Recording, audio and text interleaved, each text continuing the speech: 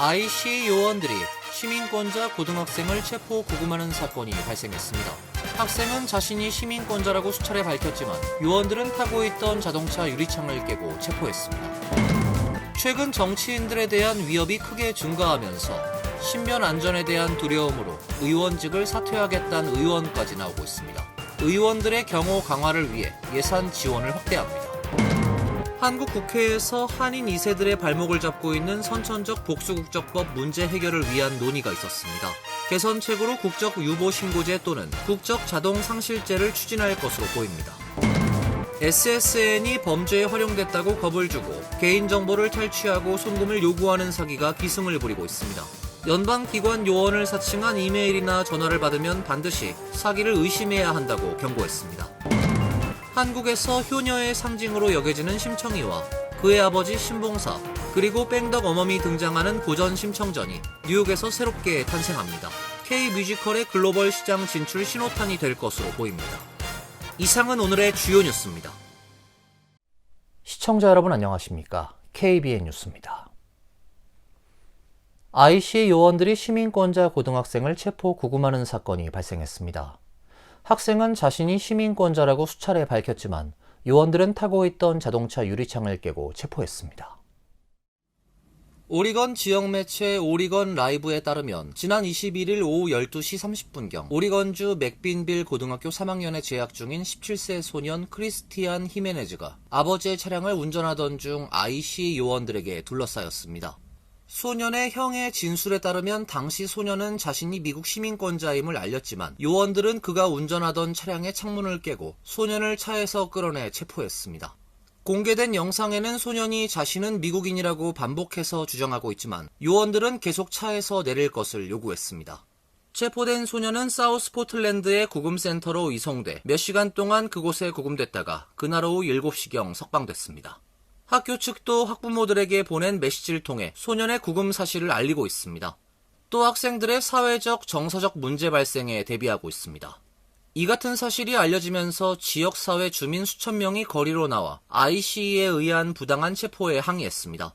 지역 언론에 따르면 이날 맥빈빌, 던디, 뉴버그에서 6건의 체포가 있었으며 전날에도 5건의 체포가 이루어졌습니다. 미국 대학에서 연구하고 있는 강의 정치학자가 국내선 항공기를 이용하려다 공항에서 체포돼 사흘간 구금된 후 풀려난 사건이 있었습니다. 해당 교수는 합법적인 취업 비자를 소유하고 있었으며 IC는 체포 이유를 밝히지 않고 있습니다.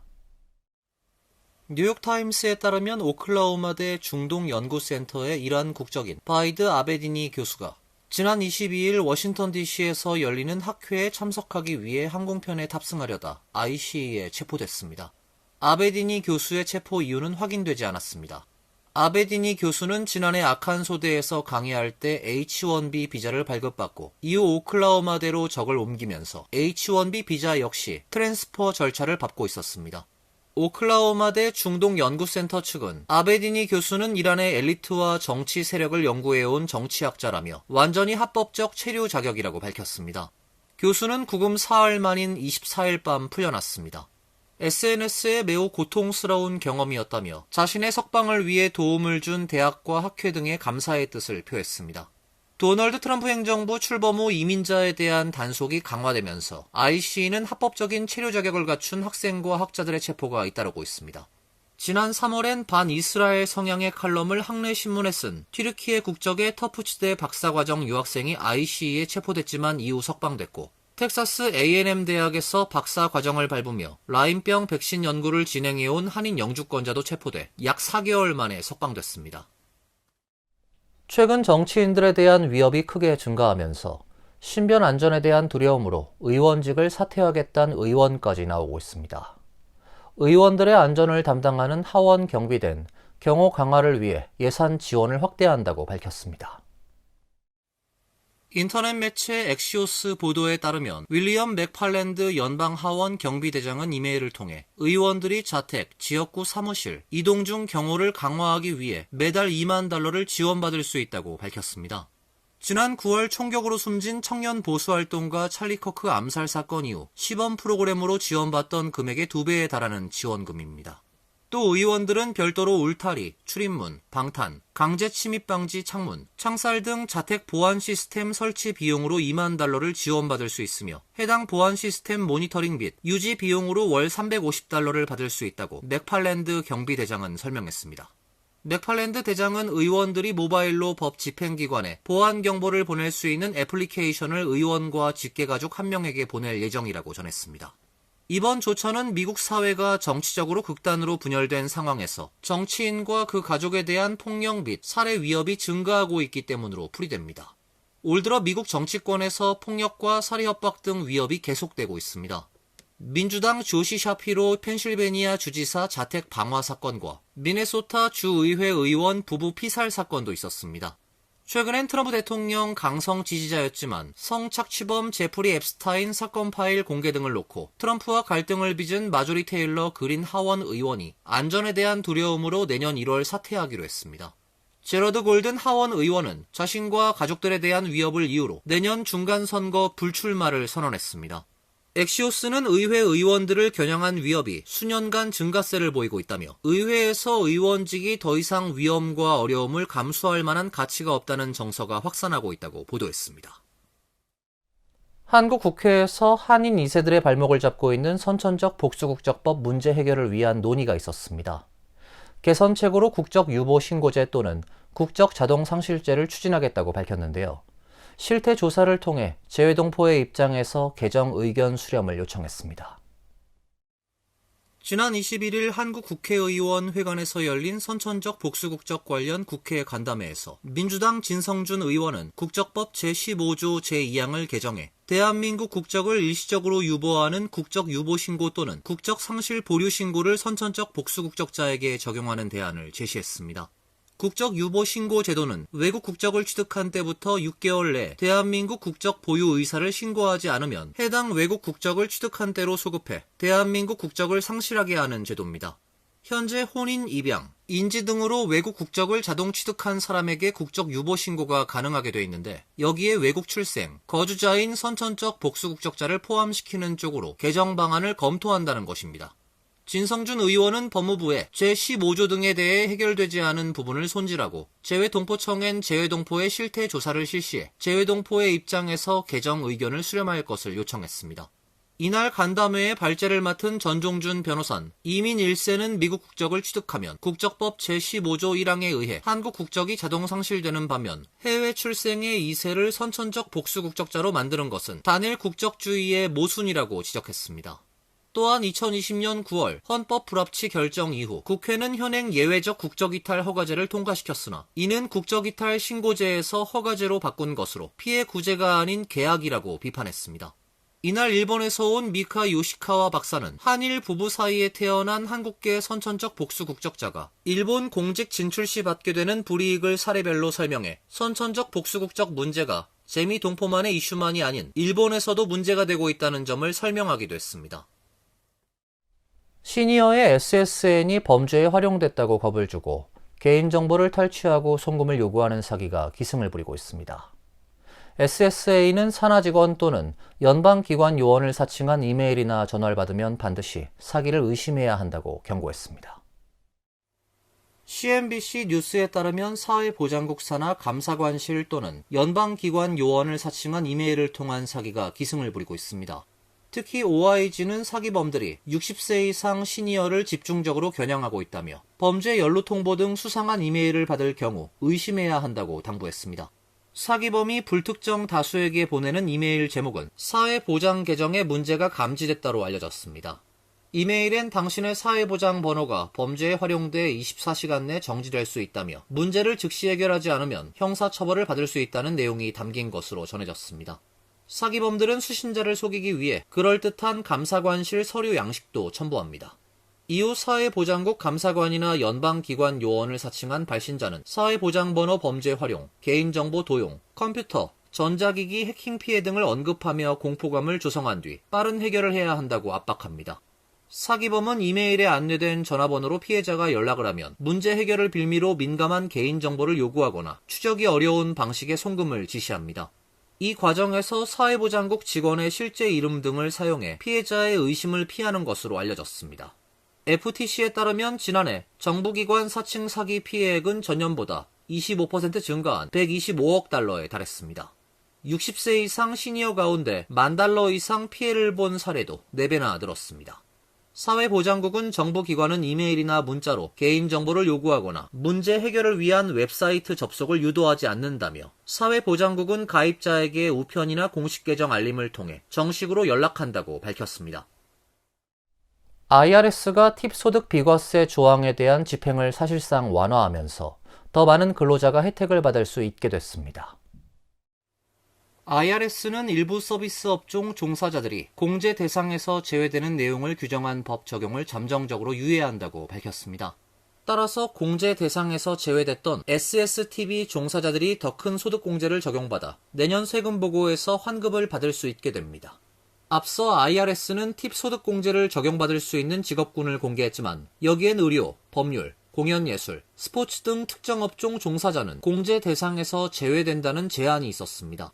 이번 조치에 따라 특정 업종 여부 판단은 최종 규정이 발표된 다음 해부터 적용될 예정이어서 2025-2026 세금 보고에는 사실상 적용되지 않을 가능성이 커졌습니다. 많은 고용주와 근로자들이 자신이 특정 업종에 해당하는지조차 명확히 알지 못하고 있는 상황에서 나온 조치입니다. 해당 비과세 공제는 트럼프 대통령이 지난 7월 4일 서명한 대규모 세제, 지출 법안에 포함됐으며 2025년 소득에 소급 적용돼 내년 세금 보고에서 즉시 활용할 수 있습니다. 표준 공제를 선택하든 항목별 공제를 하든 모두 적용할 수 있습니다.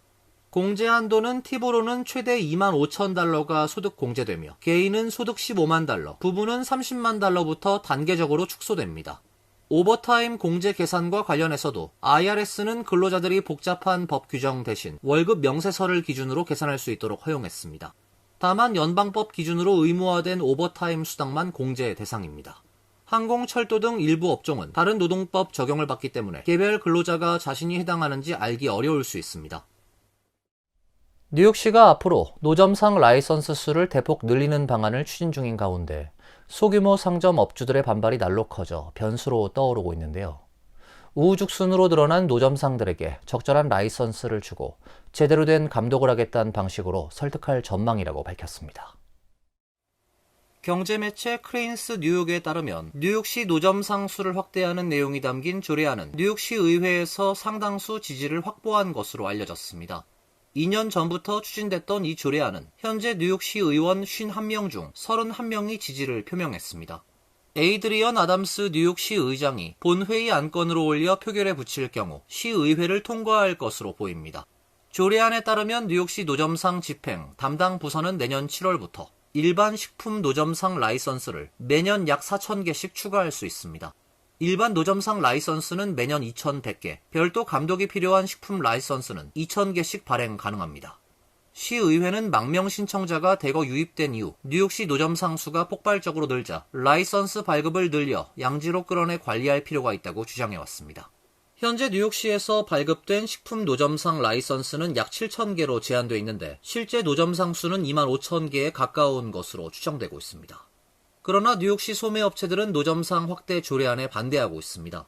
노점상이 인도를 막아 델리나 그로서리를 찾는 손님들을 물리적으로 막고 있는 데다 렌트 등 각종 비용 부담이 없는 노점상이 물건을 더 싸게 팔면 손님을 뺏길 수 있다는 우려 때문입니다.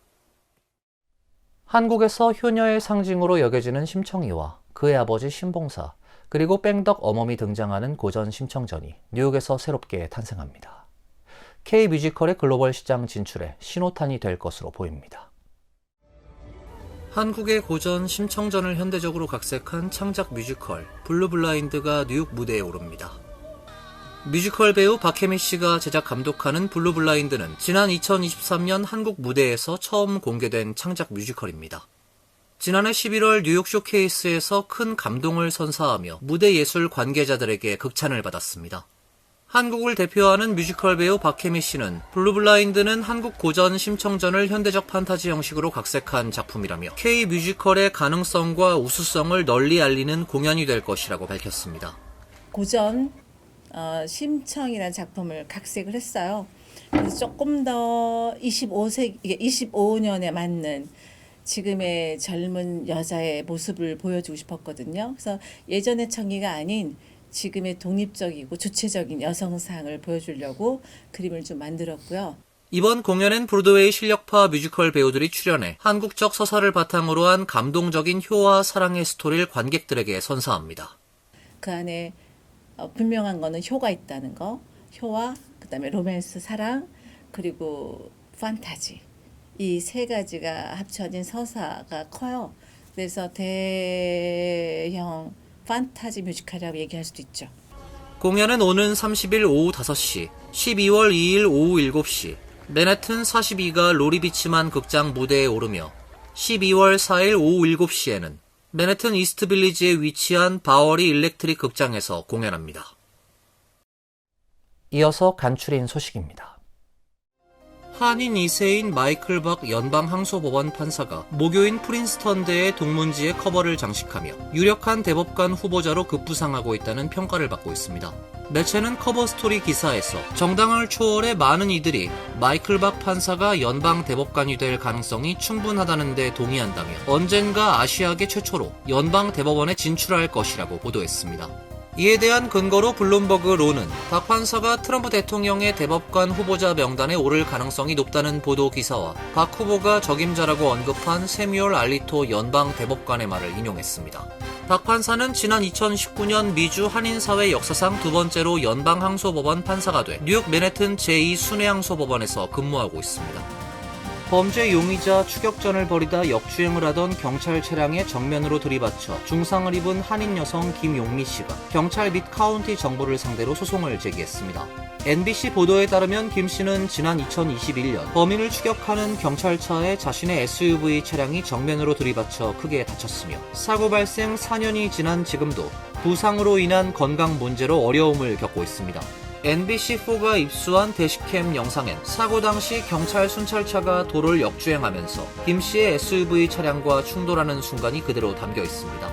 당시 사고 차량 경관은 세 대의 차량이 경주를 벌이고 있어 이를 막으려 했다고 진술한 것으로 알려졌습니다. 캐시 호컬 뉴욕 주지사는 추수감사절을 앞두고 820만 개의 인플레이션 체크 우편 발송을 마쳤다고 발표했습니다. 뉴욕주는 물가가 오르면서 뉴욕주 판매세가 많이 늘어난 만큼 이 돈을 납세자에게 환급해주기로 하고 9월 말부터 해당하는 주민들에게 우편으로 체크 발송을 시작했습니다. 뉴욕주가 인플레이션 체크를 발급한 것은 이번이 처음입니다. 연소득, 가족수에 따라 최소 150달러에서 400달러까지 차별 지급됐습니다. 인플레이션 체크를 받은 사람은 뉴욕시가 353만 6천 명으로 가장 많았고 롱아일랜드는 125만 1,000명으로 뒤를 이었습니다. 호컬 주지사는 열심히 일하는 뉴욕 주민들에게 의미 있는 지원을 하겠다는 약속을 지켰다며 앞으로도 추가적인 기회를 모색해 나갈 것이라고 밝혔습니다. 뉴욕시의 미용실과 네일샵 등 미용업소들은 젠더폭력 피해자 지원을 위한 한라인 안내문을 의무적으로 부착해야 합니다. 뉴욕시 의회는 25일 이 같은 내용을 골자로 한 조례안을 표결에 붙여 가결 처리했습니다. 한인 린다 이 시의원이 공동 발의한 이 조례안은 젠더폭력 근절을 목표로 각 소수계 언어로 제작된 피해자 지원 한라인 안내문을 시 전역 만여 곳의 미용실, 네일샵, 스킨케어 등 모든 미용업소에 반드시 부착하도록 하는 내용을 담고 있습니다. 안내문은 업소 내 눈에 띄는 곳에 부착돼야 하며 한라인에 대한 설명과 전화번호가 기재되어야 합니다. 린다 이 의원은 젠더폭력의 가장 대표적인 사례인 여성들의 가정폭력 사건은 관련 사건의 5건 중 1건꼴로 경찰에 신고가 접수되지 않고 있다며 보다 적극적인 신고를 당부했습니다. 환율과 증권 소식입니다.